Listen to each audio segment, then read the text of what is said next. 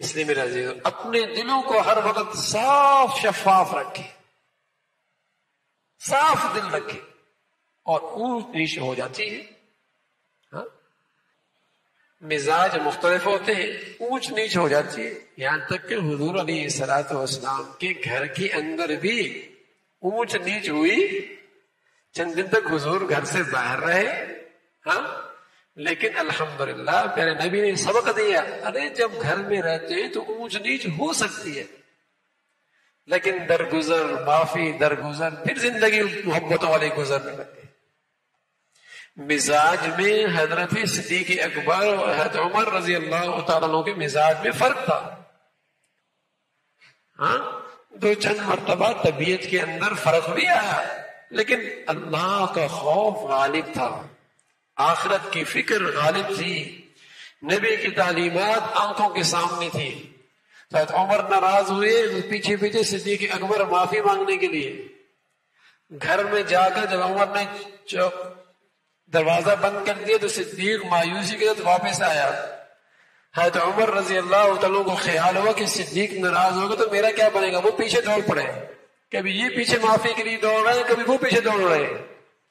حضور علیہ الصلوۃ والسلام کی خدمت میں کیا اللہ کے صدیق فرما رہا ہے کہ عمر مجھ سے ناراض ہو گیا.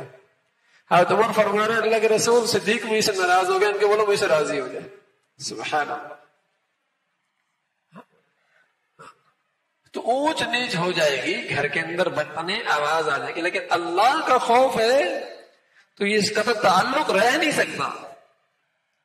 یہ نفرتیں رہ نہیں سکتی، یہ رنجشیں رہ نہیں سکتی. کشیدگی ختم ہو جائے گی، رنجشیں ختم ہو جائیں گی اگر اللہ کا خوف ہو کہ رب کی رحمت روٹ جائے گی، ایمان کا نور نصیب نہیں ہوگا. جتنے بھی تہجد پڑھتے رہے، تسبیحات پڑھتے رہے، تلاوتیں کرتے رہے، لیکن دلوں کے اندر کینہ اور بغض بھرا پڑا ہے تو کوئی نور نہیں ملنا، کوئی نور نہیں ملنا.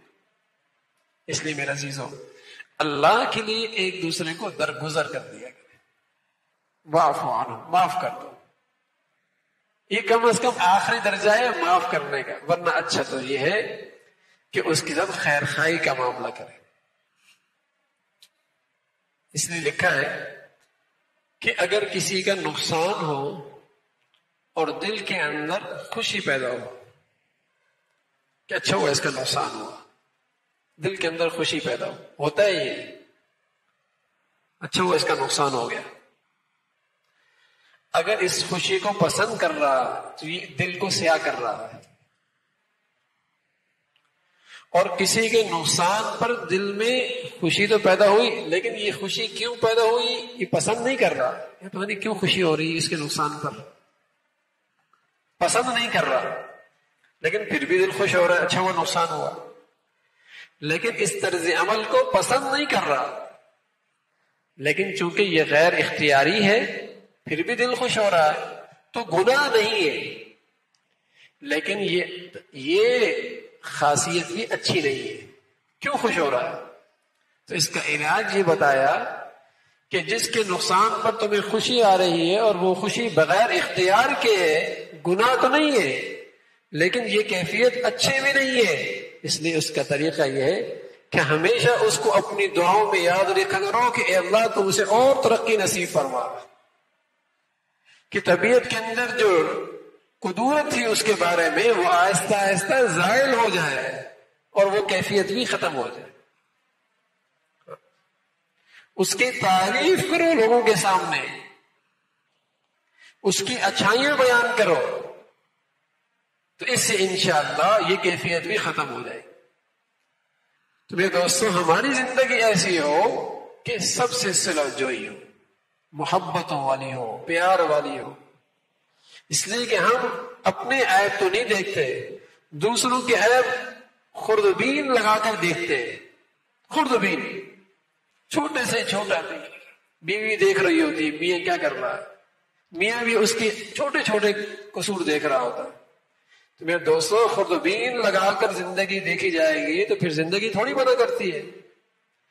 زندگی تو بنتی ہے اس کی خوبیاں دیکھ کر، مثبت سوچ رکھ کے، اچھائیاں دیکھ کر.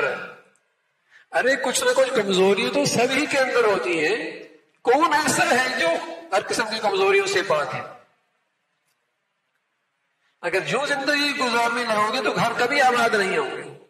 ہاں اپنے کمزوریاں خوردبین لگا کے دیکھو، یہ ترقی کی علامت ہے، یہ بڑائی کی بات ہے. دوسروں کی زندگیاں مثبت انداز میں دیکھو، اچھائیاں دیکھو کہ جو اب تک کر رہا. تو یہ انداز ہے میرے دوستو گھروں کو آباد کرنے کا.